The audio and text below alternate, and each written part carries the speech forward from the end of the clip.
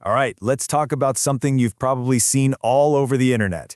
The idea of rubbing coffee grounds into your hair. People swear by it. They say it's the secret to incredible hair. But is it for real? Is it a genuine life hack? Or are you just signing up for a disaster in your bathroom? Well, that's what we're here to figure out. We're going to separate the science from, well, the sludge. So yeah, this idea is absolutely everywhere. You see it on blogs, social media, you name it. People say you can mix coffee with your conditioner for a natural dye, a hair strengthening mask, or even to stop hair loss. And it sounds great, right? It's simple, it's organic, and it's cheap. I mean, what could possibly go wrong? Well, it turns out a lot can go wrong. As this very direct quote from a Reddit user shows, the results were not exactly what you'd call glamorous. Their story is actually a hilarious and pretty serious warning about what really happens when you try this at home. So what does happen when you ditch your fancy hair products for a bag of coffee grounds? Let's just say the reality is less luxury spa day and more calling an emergency plumber. Let's get into the messy details. So, according to this brave soul on Reddit, the first thing you'll notice is that it looks like you have a massive lice infestation. Seriously. And getting it out, it's not easy. We're talking over 40 minutes of just rinsing. And even then, the grounds just act like sand, and you can probably guess what that does to your shower drain. Clogged. The smell? It's not that cozy coffee shop vibe you were hoping for. Nope. It's this weird, funky mix of jasmine, soap, old coffee, and the mess gets everywhere. All over you, in your ears, on the bathroom walls, a total nightmare. And this, right here, is the big question. If trying it yourself is such a complete disaster, why did this idea ever become so popular in the first place? Well, it's because hidden underneath all that mess, there's actually some really fascinating science. The DIY method is all wrong, but the idea behind it isn't completely crazy. Okay, so let's get into the real science of it. To understand why this myth even exists, we have to look past the clumpy coffee grounds and zoom in on that one active molecule, caffeine. And it turns out, on a cellular level, caffeine can have some seriously powerful effects on our hair follicles. Now check this out. It all comes down to their shape. On the left, we have adenosine. You can think of it as a natural off switch in your body that kind of tells things to slow down. And on the right, that's caffeine. See how similar they look? They're like molecular twins. And this lets caffeine act like a perfect imposter. Because their shapes are so alike, caffeine can sneak in and park in the spots meant for adenosine. These are called adenosine receptors. It basically blocks them. This whole process is called adenosine receptor antagonism.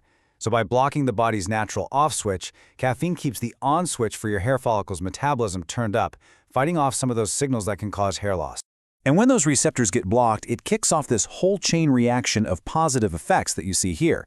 See, caffeine doesn't just do one little thing, it sends a cascade of positive signals right to the source, right where your hair is actually made.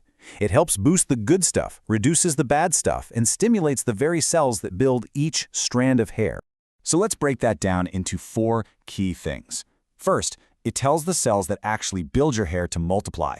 Second, it boosts a good guy growth factor that helps keep your hair in its growth phase for longer. Third, it reduces a bad guy signal that tells hair it's time to stop growing. And finally, it blocks an enzyme that's basically an energy brake, which really ramps up the follicle's metabolism.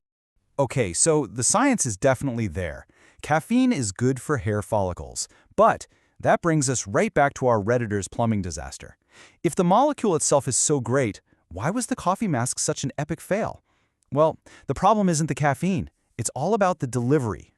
And this really gets to the core of it. You have to think of your scalp like a fortress. Its number one job is to be a barrier, right? It's designed to keep things out, like bacteria, pollution, and yep, even the helpful molecules from your coffee that you're trying so hard to get in.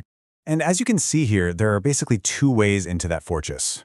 The first route is trying to push through the main layers of skin itself. The second, and much more direct way, is to use the hair follicle as a kind of high-speed elevator, taking you straight down to the root. And here's why that difference is so important. The skin's tough outer layer is incredibly good at its job. It blocks most of the caffeine from getting through. But the hair follicle? That's the VIP entrance. It acts like a little storage tank, letting caffeine bypass all the main defenses and get right down to the hair bulb where it can actually do some good. Yeah, and this quote from the hair care company Alpecin just hits the nail on the head. You can't just slap coffee on your head and expect it to work. Why? Because it doesn't have that special carrier, the right formula that helps the caffeine actually get down into the follicle. Without that special delivery system, the caffeine just sits there on your skin, not doing a thing. So let's put it all together. On one hand, we had this horrible DIY mess. On the other, we have some really promising science at the molecular level. So what's the final word on using caffeine for hair loss? You know, when we look at actual clinical studies on properly formulated caffeine products, the results are pretty interesting. One study found that a 0.2% caffeine solution had effects that were comparable to 5% Minoxidil, which is a really well-known hair loss treatment. But, and this is a big but, we have to look at the level of evidence. A lot of these studies are still rated as medium or even very low, which basically just means we need more, bigger, better studies to be totally sure. So here it is, the big takeaway. The actual science behind caffeine's effect on hair, it's genuinely promising. It has real, measurable effects on the cells in your hair follicles.